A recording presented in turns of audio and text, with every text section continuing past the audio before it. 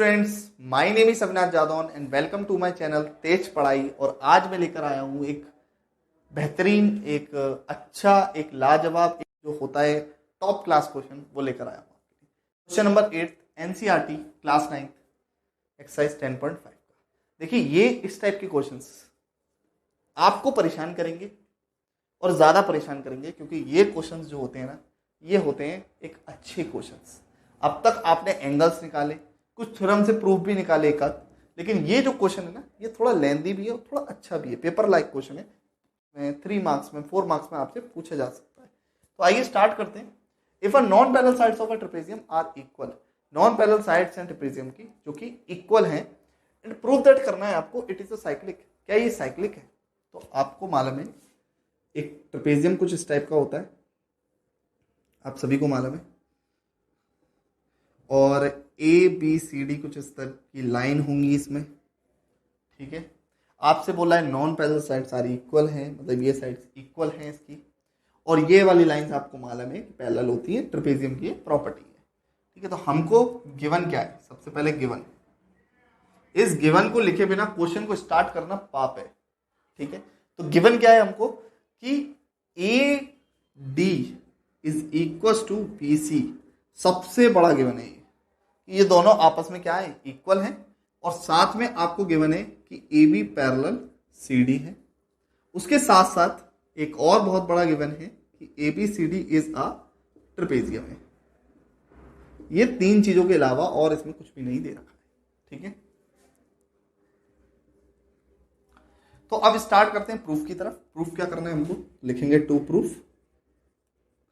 हमको मालूम है angle A plus angle C equal to 180 degree, और सिमिलरली उसी तरीके से angle B plus angle D is equal to 180 degree. अब 180 डिग्री हमने क्यों प्रूफ करना है? क्योंकि ये साइक्लिक प्रूफ करना है। तो हमने एक थ्योरम पढ़ी थी कि साइक्लिक में क्या होता है कि अपोजिट एंगल को अगर 180 प्रूफ कर दें तो उस फिगर को हम साइक्लिक प्रूफ कर सकते हैं।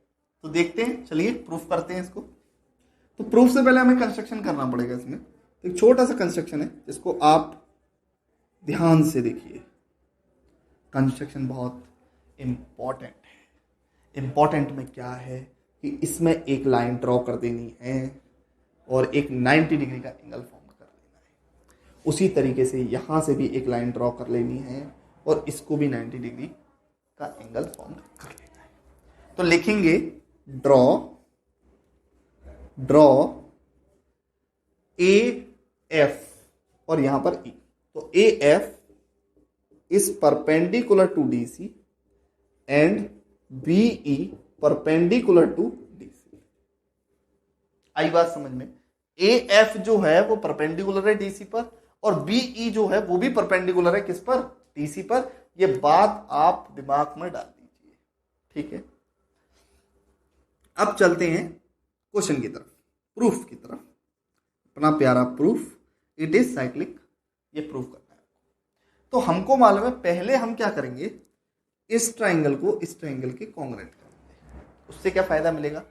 ये एंगल इस एंगल के इक्वल हो जाएगा बाय सीपीसीटी, और ये एंगल इस एंगल के इक्वल हो जाएगा बाय सीपीसीटी। ठीक है, चलिए स्टार्ट करते हैं। मैंने ले लिया in triangle D A F and triangle C B ई।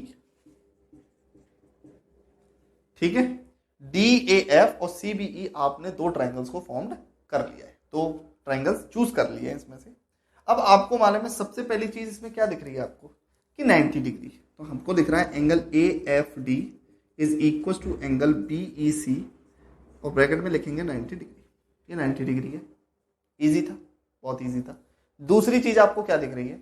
दूसरी चीज आपको दिख रही है, दूसरी प्रॉपर्टी आपको दिख रही है कि A D is equal to B C. दूसरी थिंग्स यही है आपको। तो आपको जो दूसरी पार्ट है, जो सेकंड पार्ट है, वो आपको दिख रहा है A D is equal to B C. तो ए डी इज, और ये क्यों लिया है? क्योंकि ये क्या है? गिवन है, ये आपको गिवन दे रखा है, तो ये गिवन ले लिया हमने। अब थर्ड चीज हम क्या लेंगे? थर्ड बताइए। ये इसकी इक्वल लेंगे? पता नहीं, ये इसके इक्वल दे रखा है, कैसे निकालेंगे? हमने लिख लिया A F is equal to B E, और ये हमने जो रीजन लिया है, ये रीजन आपको बहुत पहले क्लास 6, 7, 8 में आपने पढ़ा होगा कि जब दो पैरेलल लाइंस होती हैं तो उनके बीच के अगर परपेंडिकुलर डिस्टेंस हमको दे रखे हैं तो वो आपस में इक्वल होते हैं, क्योंकि लाइन कभी भी कम ज़्यादा नहीं होती है, वो इक्वल ही पैरेलल चलती रहती है। आप चाहिए तो इसको आगे भी बढ़ाएंगे तो भी यही डिस्टेंस निकल कर आएगा। तो यहां पर हम क्या लिखेंगे, डिस्टेंस बिटवीन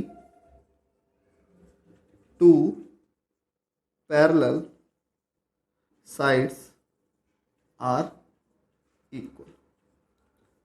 मैंने इतना लंबा लिखवा तो दिया है, लेकिन अभी मैं इसको कट कर दूंगा तो अभी आपको मालूम है, क्योंकि इधर भी काम स्टार्ट होगा ना। तो अभी तो आप इसको समझ लीजिए कि distance between two parallel sides are equal.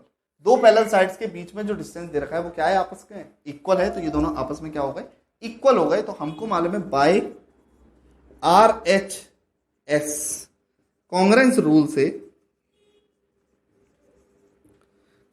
से हमने क्या कह दिया कि ये ट्राइंगल इस ट्राइंगल के कॉन्ग्रेंट है। तो triangle DAF is congruent to triangle CBE। ठीक है, अब जब दोनों ट्राइंगल आपस में कॉन्ग्रेंट हो चुके हैं, कॉन्ग्रेंट होने के बाद आपको मालूम है कि angle T is equal to angle C। ये वाला और ये वाला एंगल आपस में क्या हो जाएगा, इक्वल हो जाएगा। साथ में एक और एंगल को हम प्रूफ करेंगे, एंगल DAF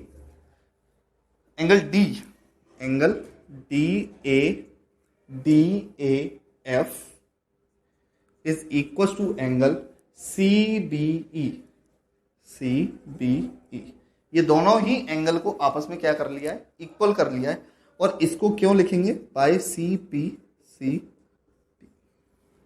ठीक है, बाय CPCT से हम दोनों एंगलों को आपस में इक्वल कर लेंगे, आपस में प्रूफ कर लेंगे। अब इसके बाद हम क्या करेंगे, हमको मालूम है ये 90 डिग्री है तो ये भी कितना होगा, 90 डिग्री होगा। अगर किसी पैरेलल साइड में ये 90 डिग्री है तो ये भी क्या होगा, 90 डिग्री होगा। ठीक है, तो अब हम बहुत ही अच्छी लय पकड़ चुके हैं इस क्वेश्चन की। तो आइए चलते हैं, आगे बढ़ते हैं इस क्वेश्चन से। तो यहां पर अब हमने इसको प्रूफ कर लिया। अब नेक्स्ट टर्म की तरफ हम जाते हैं। तो हमको क्या करना पड़ेगा, इसको रफ करना पड़ेगा, साथ में इसको भी रफ करना।